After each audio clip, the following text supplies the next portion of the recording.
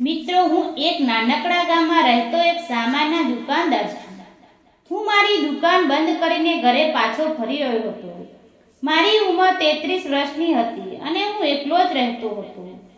મારા માતા પિતા થોડા વર્ષો પહેલા ગુજરી ગયા હતા અને લગ્નની વાત હજુ મારા જીવનમાં આવી ન હતી. ઘરે પહોંચતા જ મેં દરવાજો ખોલ્યો અને ચૂલો સળગાવવાનું શરૂ કર્યું. રાતનો શાંત માહોલ હતો અને હું ખાવાનું બનાવવાની તૈયારી કરી રહ્યો હતો. અચાનક દરવાજો ધીમો ટકોરો થયો. આટલી રાતે કોણ હશે એવું વિચાર્યું. થોડો ગભરાઈ ગયો પણ દરવાજો ખોલ્યો. બહાર ઝાંખી રોશનીએ એક યુવતી ઊભી હતી. હાથમાં એક જૂનો થેલો લઈને જેમાં રમકડા ભરેલા દેખાતા હતા. તેનો ચહેરા પર થાક અને ચિંતા સ્પષ્ટ દેખાતી હતી, પણ તેની આંખોમાં એક અજાણી આશા હતી. મેં તેને પૂછ્યું, કોણ છો? આટલી રાતે અહીંયા? તેને ધીમે અવાજે કહ્યું, હું નજીકના ગામમાંથી આવું છું. હું રમકડા વેચવા ગામના બજારમાં આવી રહી હતી, પણ મોડું ગયું અને બસ છૂટી ગઈ. રસ્તે તમારું ઘર દેખાયું એટલે અહીંયા આવીને. તેનો અવાજ થોડો થાકેલો લાગ્યો અને તે થોડી બેચેન દેખાતી હતી. મેં તેને અંદર આવવાનું કહ્યું. તે થોડી અચાનક પણ પછી ધીમે ધીમે અંદર આવી. તેને થેલામાંથી થોડા રમકડાનો અવાજ આવ્યો. મેં તેને બેસવાનું કહ્યું અને એક ગ્લાસ પાણી આપ્યું. થોડું બેસ, થાક લાગ્યો હશે. મેં તેને ચાદર આપીને કહ્યું, ઓઢી લેવું, બહાર ઠંડી છે. પણ તેને ના પાડી અને બોલી કે તે ઠીક છે. હું ખાટલા પર બેસીને વિચારવા લાગ્યો, આ યુવતી કોણ હશે? આટલી રાતે રમકડા વેચવા કેમ આવી? તેના થેલામાં નાના નાના રમકડા હતા, જેમાં પ્લાસ્ટિકની બંદૂક, નાના ઢોલ અને રંગબેરંગી બોલ હતા. લાગ્યું કે તે ગામના બજારમાં બાળકોને રમકડા વેચવા આવી હશે. થોડી વારમાં તે ખાટલા પર બેઠી. તેનો ચહેરો પરથી સાદગી અને શાંતિ મને આકર્ષણ લાગી. તે લગભગ 25-26 વર્ષની હશે. મેં તેને ગરમ ચા આપીને પૂછ્યું, તમે ક્યાં રહો છો? તે બોલી, હું બાજુના ગામમાં રહું છું. તેણે થોડી કચકાટ સાથે કહ્યું, હું મારા નાના ભાઈ સાથે રહું છું. અમારા માતા પિતા નથી. હું ગામડાઓમાં રમકડા વેચું છું જેથી ઘર ચાલે. આજે બજારમાં વેચાણ ઓછું થયું અને બસ છૂટી ગઈ એટલે રસ્તો ભૂલી ગઈ. તેની વાતોમાં એક દુઃખ હતું, પણ તેની આંખોમાં જીવન સામે લડવાની હિંમત હતી. મેં તેને પૂછ્યું, ખાવાનું કાઢું? તેણે ના પાડી. મેં રસોડામાં જઈને બચેલી રોટલીને શાક ગરમ કર્યું. તે ખાતી હતી ત્યારે તેની આંખો ભીની થઈ ગઈ. કેમ રડો છો? મેં પૂછ્યું. તેણે કહ્યું, મારો ભાઈ ઘરે એકલો જ છે, ફક્ત 10 વર્ષનો જ છે. તે રડતા હશે. આ સાંભળીને મારું હૃદય ભરાઈ આવ્યું. મેં કહ્યું, ચિંતા ના કર, હું તને ઘરે મૂકી દઈશ. મારી પાસે ગાડી છે. થોડી વાર બેસીને વાતો કર્યા પછી અમે નીકળવાનું નક્કી કર્યું. તેણે પોતાના રમકડાનો થેલો ઉપાડ્યો અને અમે બહાર નીકળવા દરવાજાનો તાળો માર્યો. રાતનો શાંત માહોલ હતો અને ગામની ગલીઓમાં ખાલી હતી. તેનું ગામ મારા ગામથી 5 કિલોમીટર દૂર હતું.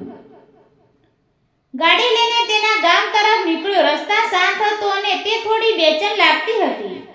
તેણે થેલો ચુસ્ત પકડી રાખ્યો હતો, જેમાંથી રમકડાનો અવાજ આવતો. ધીમે ધીમે તેનું ઘર નજીક આવ્યું. દરવાજે એક નાનો બાળક ઊભો હશે, જે છોકરીને જોતા જ દોડીને તેને સાથે લાગી ગયું. દીદી, તે બોલ્યા અને તેણે ગળે લગાવ્યું. તેની દાદી, જે નજીકના ઘરમાં રહેતા હતા, બહાર આવીને મારો આભાર માન્યો. બેટા, તું ન હોત તો આજે મારી દીકરીને જાતે. તેણે મને ઘરમાં બેસવા બોલાવ્યો. ઘર નાનું અને સાદું હતું. ચા પીતા પીતા દાદીએ વાત શરૂ કરી. તે ખૂબ મહેનત કરે છે. નાનો ભાઈ છે, તે અભ્યાસ ચાલે છે, માટે રાત દિવસ રમકડા વેચવા દોડે છે. પણ હવે તેની ઉંમર થઈ ગઈ છે. લગ્નની વાત વિચારવા પડશે. તેની તરફ જોયું. તે શરમાઈને માથું નીચું કરી દીધું હતી. મેં દાદીને મારે વિશે જણાવ્યું. હું એકલો રહું છું, દુકાન ચલાવું છું, મારા માતા પિતા નથી. દાદી હસીને કહ્યું, તો બસ બહુ સારો માણસ લાગે છે. મારી દીકરી માટે સારો સંબંધ હોય તો જોજે. આ વાત સાંભળીને મારું હૃદય તેની તરફ ગયું. તે ચૂપચાપ બેઠી હતી, પણ તેની આંખોમાં એક ચમક હતી. રાત ઘણી થઈ ગઈ હતી. મેં કહ્યું, હવે હું જાઉં છું. તેણીએ મારી તરફ જોયું ને એક કડવું આશ્ચર્ય આપ્યું. હું ઘરે પાછો આવ્યો. ઘરે આવીને જોયું તો ટેબલ પર એક નાનું પ્લાસ્ટિકનું રમકડું રાખેલું હતું, જેના પર થેન્ક યુ લખેલું હતું. લાગ્યું કે તેણે પોતાના થેલામાંથી મૂક્યું હશે. તેની આ નાની હરકત મારા દિલમાં તેના માટે એક ખાસ જગ્યા બનાવી. થોડા દિવસ પછી બજારમાં હું ફરી ગયો. ત્યાં રમકડા વેચતી દેખાઈ. મને જોતા તે હસીને બોલી, આવો. તેણે મને બોલાવ્યો. તેની પાસે થોડા રમકડા બચ્યા હતા. મેં એક નાની ઢીંગલી ખરીદી અને તેણે ફરી એક નાનો બોલ મફતમાં મારી થેલીમાં મૂકી દીધો. મેં તેને કહ્યું, આમ ન કર. તેણે હસીને કહ્યું, પોતાના લોકો પાસેથી પૈસા નથી લેતા. અમે થોડી વાત કરીએ. મેં પૂછ્યું, તારી બસનો સમય શું છે? તેણે કહ્યું, 5 વાગે. હજી થોડા સમય હતો એટલે મેં તેને નજીકની હોટલમાં ચા પીવા લઈ ગયો. તેણે શરૂઆતમાં ના પાડી, પણ પછી માની ગઈ. મેં તેના માટે એક લચ્છી મંગાવી, કારણ કે તેણે ક્યારેય લચ્છી નહોતી પીધી. પણ જ્યારે તેણે પીધી, તેનો ચહેરા પર ખુશીનો ચમક આવી. પછી અમે એકબીજાને જીવન વિશે વાતો કરવા લાગ્યા. તેણે કહ્યું, મારો ભાઈ હવે 5મા ધોરણમાં છે. હું ઈચ્છું છું કે તે સારું ભણે, જેથી તેનું જીવન સારું બને.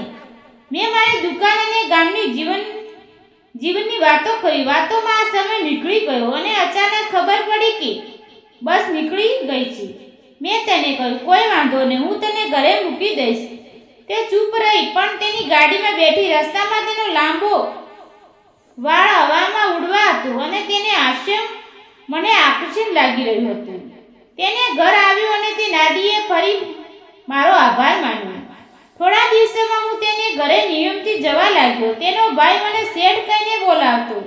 એક દિવસ દાદીએ મને બોલાવીને કહ્યું, તમે સારા માણસ છો અને અમારી બહેનનો તમારા જેવા સાથી મળે તો તેનું જીવન સુધરી જાય. મેં ધીમે રહીને કહ્યું, દાદી, મને તે ગમે છે. જો તેને વાંધો ના હોય તો હું તેની અને તેના ભાઈની જવાબદારી લેવા તૈયાર છું. દાદીએ આંખો ભરાઈ આવી. તે દરવાજા પાસે ઊભી હતી અને તેણે આ વાત સાંભળીને તે શરમાતા પણ તેનો ચહેરો પર હળવું આશ્ચર્ય હતું. થોડા મહિનોમાં અમારા લગ્ન નક્કી થઈ ગયા. ગામના લોકોએ અમને આશીર્વાદ આપ્યા. લગ્ન પરંપરાગત રીતે ખૂબ ધામધૂમથી થવા. લગ્નની રાતે ઘરમાં ફૂલની સજાવેલા ખાટલો હતો. આછી રોશનીમાં તે શરમાતી બેઠી હતી. મેં તેને હાથમાં એક ફૂલ આપ્યું અને અમારી નજરો મળી. તે દિવસ અમારું નવું જીવન શરૂ થયું. તેના ભાઈ હવે મારા નાના ભાઈ બની ગયા. અમે ત્રણેય એકબીજાના સહારો બન્યા. સમાજને ઘણી વખત સવાલો ઉઠ્યા, પણ અમે દૃઢ રહ્યા. અમારા સંબંધ પ્રેમ અને વિશ્વાસનો હતો. તો મિત્રો, ચેનલને લાઈક, શેર અને સબસ્ક્રાઇબ કરવાનું ભૂલશો નહીં. ધન્યવાદ મિત્રો.